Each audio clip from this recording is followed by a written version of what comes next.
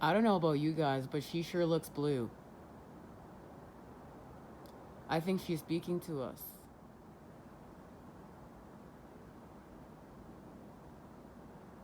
You know, you'd almost think I put some sort of filter or camera trick on here, but guys, this is nothing. This is her. This is her light speaking to us, and I'd never do that. We're creating with integrity of the light, and we're honoring what's naturally unfolding. We're honoring this natural connection from the heavens to the earth through us. And it can't go without being noticed here that it's we work really hard to create with integrity of the light around here in order to put this patterning into the collective, because we're understanding that our energy, it's left here long after we're gone, and what we're weaving is for the future generations to feed from long after we're gone. What we're doing here does matter. How we're creating, it does matter. And the Luna, she's here to show us. She's here to show us the way. She's here to guide us with her light, through our light, in the dark. Welcome, everyone, to the most spectacular time of year. Love Halloween. Always have ever since I was born, as long as I can remember. And I understand why now, because the more I understanding myself, it's because it's the connection to the great mystery, to the unknown, to La Luna, to the dark side, to death, to the negative, to all the places we don't want to look. But there's mystery there. There's fun, there's wonder. And yeah, there's other things that, you know, we want to stay away from, but there's a reason why the world is what it is, and sometimes we just have to honor it. We can't be scared of the truth. We can't be scared of creation. We can't, like as twin flames, you came here to honor the other side. Starseeds, you came here to create and heal with and build anew with the earth and bring the heavens to the earth to expand and heal and evolve everything. And Starseeds, twin flames, you're doing it all. Aren't we lucky? Love being a Starseed twin flame. As it's just like why when I saw, not to bring rants into a celebration, but when I saw that empath support group posted that twin flames were nothing but a woman's way of defending her codependent sick relationship, I was out. Because this is one, like, we came here to untwist things and feel massive sickness and discomfort in order to understand how to heal from it and create in the energy of the opposites, and we're honoring that. And you know what, guys, this hat's gotta go now. Gotta be free. If anything, it's honoring that wild woman within us all. That is our connection to the inner child and just being free, being wild, honoring what we feel, what's natural, what is creation. And it's a beautiful space to be in when you're just humming, when you're just in the right sweet spot and you're just humming. Ooh, baby. Ooh, baby. Ooh.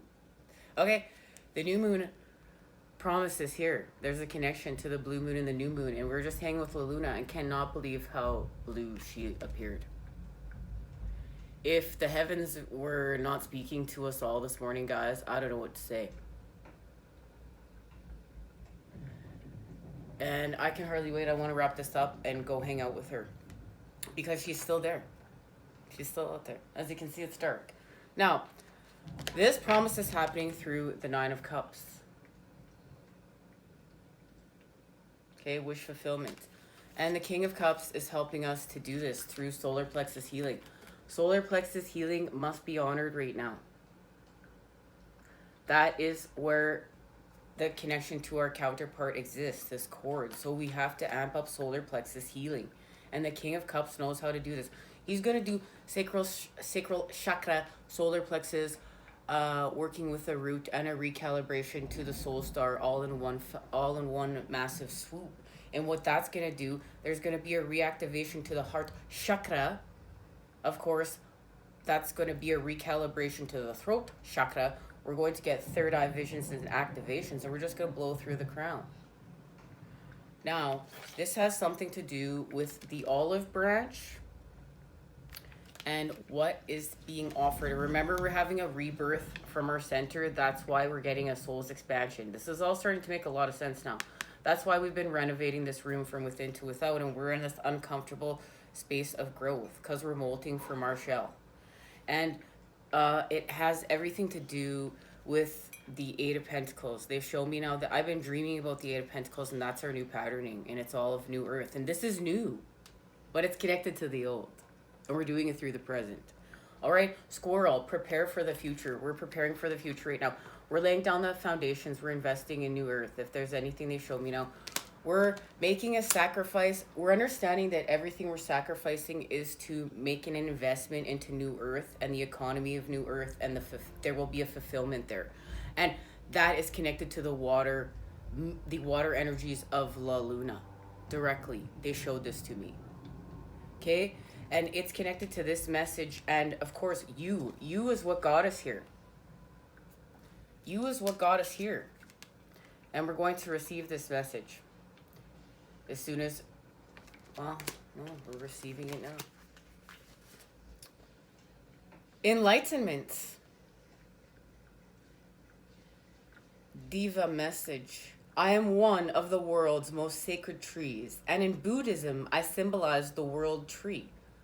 I can help you to achieve enlightenment by stilling your mind, helping you to live solely in the moment, and thereby freeing you from all suffering. And this is the key. It's like we're going to amp up the building of new earth of, yes, we understand everything's connected to the past, but we have to be charged within the present moment. Active there. And that's going to build the future. We got to stop worrying about the future. We're lost there. We're stuck between the past and the future, the past, the future. It's running amok. Now, centuries ago, Hindus believed that this tree was the sacred tree of Vishnu, the eternal divine being. This is the tree under which Buddha chose to meditate in his quest to release all sentient beings from suffering. This became to be known as the tree of awakening. And it's all about meditation. We take time for meditation each day. And that's how we're going to do this. That's how we're going to create this. It's like, we've got, like I said, all we were talking about a couple of readings ago, like Hollywood's got us believing we got to do these massive things sometimes. It's everyday patterning. Brushing your teeth. That's a shift. Changing and going with all natural soaps and skincare products. That's a shift. Drinking alkaline, pure, sourced water from where you get that from. Know what you're putting within you. That's a shift. Comfortable clothing that, yeah, it can look great, but it also feels great while it's on you, so you're not constricting your whole entire blood flow. That's a shift. All right, we're shifting. What are we shifting through? There's a deep connection to the masculine and the sun, and our authentic tunes are going to be connected to what's being offered through the regeneration machine. And the masculine is understanding that the feminine has suffered. And there's like an apology there. There's an I'm sorry there for not working with her. And this is happening within. And it's like the masculine is ready to give back. The masculine's gone through a great awakening, a great unfoldment, a great understanding. And it was through a lot of pain. But they want to give back. And what the feminine is working on right now is the keys to our destiny, and working with the inner child and going within and having this transformation and removing our toxicity, baby. We got to get our shit out of the way. It's time. Now, La Luna is helping us to stay on the path. It's like that's where the sun comes. Like, it's all like everywhere we turn, we're being forced. We're just being forced to stay on the path. It's like she's pulling us through the Eight of Cups. Remember, through the energies of the opposites. We're feeling uncomfortable in the Eight of Cups. We're being shown everything that's not equal to us right now. Ooh, look at me twitch, because I'm feeling it. And it's all about going back to our instincts and what is natural to us. This is our connection to the inner child. We're not happy about something. The inner child isn't happy about something. That's why we have to get to this new patterning. It's about the Eight of Pentacles. And I want you to notice that he's on the hexagon, the cube. We need the masculine right now. That's the key. Now, black cats. Guys, we keep getting the message of cats. And then, you know what? It started being reflected back over here at School for the Fool. All of a sudden, Netflix was chilling with a Soul Tribe member, was called to put on this cooking show. Love cooking, right? And it's all about Halloween based. And there is an ancient cat from Egypt that was mummified that came back to life. We're being protected right now. We're being protected by the divine and our ancestors and the other side and like our ascended masters. And that is why we got the message of ancestors and loved ones that have crossed over. They're part of this path. And then I want you to see, I just noticed this morning when they told me that the Two of Ghosts was part of this sequence. Look at the black cat above the Two of Cups. Now, this is what La Luna's doing. It's like she's calling us in the Eight of Cups in an uncomfortable situation where it's showing us where we're not equal, where we're not balanced, to go here. And she's protecting us along the way. And it's connected to the Ten of Cups, our purpose, and that's our soul's renovation that's happening within so we can get more light. And the Queen of Cups is helping us to do this. We discussed. She's the great nurturer right now that's helping us to grow this project, that's helping us to nurture this project from within to without. And we got the Ten of Pentacles in our last reading, all of these cards, right? Now, there's a very key message in the Ten of Pentacles that they showed me after the reading was done. Look, she has a red string, but it's broken. And it's about to be repaired from within. And it's thanks to the witch and the message of the witch. The witch, the earthly weaver of the worlds. And there it is. Earth, air, fire, water. A woman lovely, a woman strange. Weaver of the worlds. Moon's daughter. Witch, the catalyst for change. And this is what we're activating to be, who we naturally are. The Moon's daughter. Ooh, the Moon's daughters. Guys, spectacular. Thank you, La Luna. Witches have had a bad PR day for a couple of millennia now. Originally, the healers or cunning women of the village. The very word witch comes from the Celtic word Wicca, meaning weaver or wise.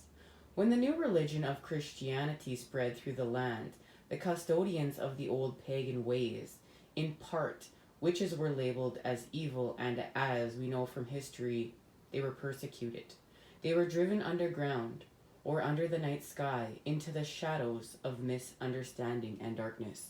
And we've come here to untwist this. And guys, like, if you look at history, so much of it is not true. And we came here to untwist it. You know, we've been running amok for quite some time now. And this is it. This is go time. This is connected to the economy of New Earth, where we're going, the golden ages, and what we came here to build. And this is a new. This is like what we haven't seen before. But it is connected to the past. However, for the purposes of Halloween, let's look at witches as the weavers of magic and change. Through spells and rituals, and even though herbal recipes, yes, often brewed in a cauldron, they weave the powers of this world and the next in synergy to solve problems and heal. And this is a lot of what we do here at School for the Fool. And, you know, I've recognized I've been a witch for some time, you know, a kitchen witch, a healer, someone who uses active botanicals and the elements and energies and understanding the unseen languages to heal with. to transform with, to manifest with here. Holding the witch card means that you can weave your own change throughout your life, and that magic indeed is afoot. Sure it is, for sure. You must understand that you have power and it's real. It may also indicate that others may be threatened by your developing personal power, and they may not appreciate or like the changes in you as you grow. Be prepared for this, and do not be discouraged. And this goes back to our last message, where we're celebrating for Halloween's Eve, understanding that, the energies are still present for us to play with, and that we're losing people that are not in alignment with us, and we might be challenged. We might be challenged to use the dolphin energy and show the universe and say, look, yeah, I understand this is not in alignment with me anymore. But this is the beautiful thing. New friends and better opportunities will be attracted instead. And it's not like, when we say goodbye to, what we have to say goodbye to in our life. It's not like, those are bad people, or that was bad. Great. Like sometimes we feel like that, but it's really just honoring it was an experience to create with. But now we were using it. It was brought forth to us in order for us to use the experience to shapeshift and create with, to get to where we're going, to create our alignment, to understand our alignment, to adjust into our alignment. And we're using the elements, and no wonder why I was called to dress like a witch today. Another synchronicity and sign. Holy macaroni, man. Mamma mia. And look at that. Just look at that. Look at the connection. Look at the symbolism. The universe is chiming on in thanks to my son. Now, gotta remember if you guys can hear all this, because like I said, start channeling. It's like laser hearing, feeling, sensing. It's like, brrr. Okay. This is all connected to the Hierophant, the time we're in. And we know we received that message last night. The Hierophant. A term for a priest in ancient Greece is as tightly bound by tradition as a mummy is bound by bandages. Dressing up as a mummy for Halloween, by the way, can be very uncomfortable. I can't imagine. I've never done this myself. He tries to teach the fool about the confines of religion and society, revealing our outer truths rather than our inner mysteries. There's a connection there. This is key. Because remember, we're creating in the energy of the opposites. He is the picture of dogma and inflexibility. Even his coffin-backed chair squeezes and stifles him. So we're feeling pushed without. This is that Ten of Swords ending. We've been hit. We're having an ending. Everything that's old feels uncomfortable, and we're understanding here why we're creating a new. And it's connected to healing from religion, healing from, as you heard, dogma, the past, our connection to the witch. We're untwisting things. We're making it right. As heavily wrapped as he is, you'll notice that the mummy is coming unraveled. Connected to our great unveiling. We're being completely just shown that we're transforming from within to without. The green cats, more cats, traditionally shown as priests, are toying with the loose bindings. Take a look at what's left inside you when your belief systems, familial, cultural, societal, political, and religious are stripped away. And look at that, we're being stripped of everything that's not of self. The Hierophant, like the priestess, sits between two pillars from the tree of life, the Kabbalah, one representing mercy and one sovereignty. He is making a pope-like sign of benediction with one hand and wielding a holy staff in the other.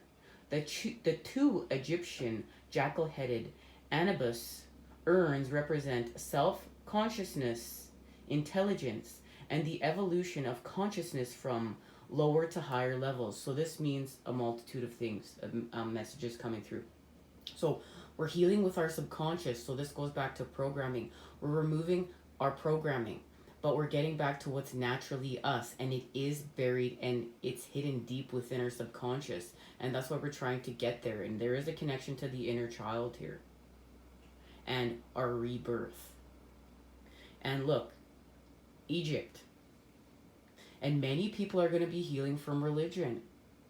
You know what, how it came in and it twisted what we believed in. It twisted how we trusted. It twisted how we connected to the earth, how we felt supported, how we felt nurtured, and how we felt loved. And this is going to be a multitude of things for all of us, because we're all unique. The urn on the left bears roses of desire. The one on the right, lilies of thought. Right brain, left brain connection. The crossed keys mean that wisdom is locked away but can be obtained. And we know we have the key. We're going to go inside. That's the key. Now, the divinatory meanings of this message: being bound by the outer trappings of religion and societal expectations. This is societal conditioning. And this is what we're removing, because this is what's making us feel sick. A strong need for approval by others and conformity. Goodbye, conformity. We're creating anew with our patterning, and it's connected from the heavens to the earth through us. This is a reconnection back to nature. It's like, you feel sick, go outside. You don't feel right, go outside. Something's running amok, go outside. Reconnect with the earth, reconnect with the luna, the sun, the stars, the actual earth, the energies that are out there for you to play with and heal with. And they speak, and we communicate with them. And let's go get some more communication. Okay, guys, we're done channel messages. Let's wrap this up. Let's wrap it up. Thank you for joining us for part 1. There's going to be a link in the description down below for part 2. See you there, everyone.